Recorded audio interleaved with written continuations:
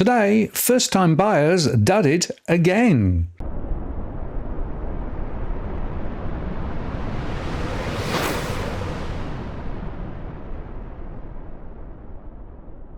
Hello again, it's Martin North from Digital Finance Analytics, World Latest Post covering finance and property news. CBA recently published research showing that more housing was unaffordable, and that was based on 2 full incomes going to pay the mortgage.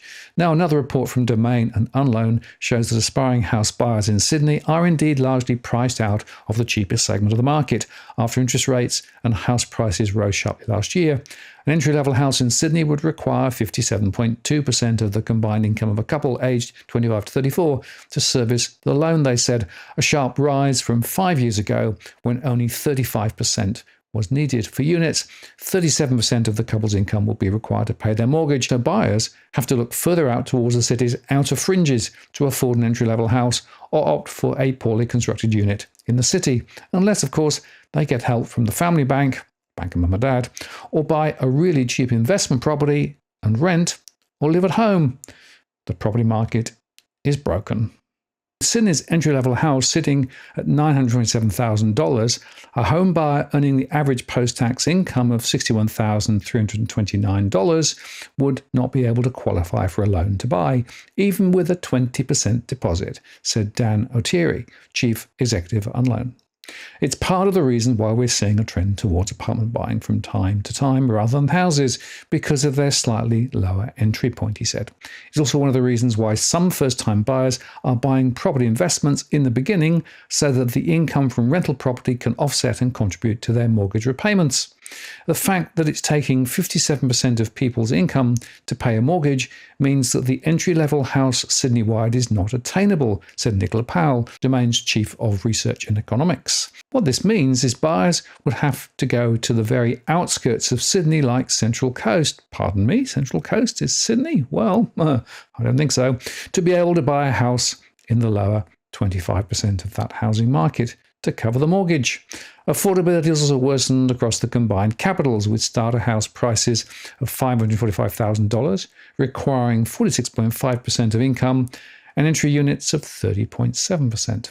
Mortgage repayments on an entry house in Melbourne now takes up 45.4% of the couple's income, Brisbane 42.7%, Adelaide 42.1%, and Hobart 40.3%. Then they turn to mortgage stress, which they define as 30% or more of their income to pay their mortgage. And that means that all capital cities exceed the mortgage stress threshold, they said. Whilst there has been a slight reduction in the time required to save a deposit, helped by higher interest rates, they also are making home loan repayments more difficult, which is why more people are facing mortgage stress, Dr. Powell said. The time it takes to save a deposit improved slightly in the past year, reducing the time it takes by 2 months to a total of 4 years and 9 months for an entry-level house nationwide, and for units by 1 month to 3 years and 5 months. Buying on the Central Coast requires the shortest time to save a deposit. To buy a starter home in Sydney at just 5 years and 7 months, helped by lower prices of $661,875. In St Mary's, in the West, buyers need to save for 5 years and 8 months to buy an entry-level house at around $700,000. In Melbourne, buyers would need to save for 4 years and 6 months to buy a starter home in Melton Bacchus district that costs $535,000. In Tullamarine, Broadmeadows, it would take 4 years and 11 months to save a deposit to buy at $567,925. Government initiatives such as the Stage 3 tax cuts would help to reduce the time it takes to save, but only by a month, the report found. However, the proposed Help to Buy scheme announced as part of Labour's election campaign back in 2022 could dramatically cut the time it takes to save for first home buyers when it becomes available, Dr. Powell said. Under that scheme, individual applicants who earn $90,000 or less, or $120,000 for couples, and meet the asset threshold could secure a home loan with a minimum 2% deposit, while the government will pay up to 40% of the purchase price of a new home and up to 30% for an existing home that falls under the price cap. This would slash 5 years and 10 months for Sydney house buyers, and it would cut 4 years and 9 months for Melbourne and 4 years and 3 months Australia-wide. And in fact, of course, that scheme will not be widely available. For now, most aspiring homeowners would have to rely on the bank of mum and dad to beef up the deposits, buy an investment property while renting, or consider a lease to own model.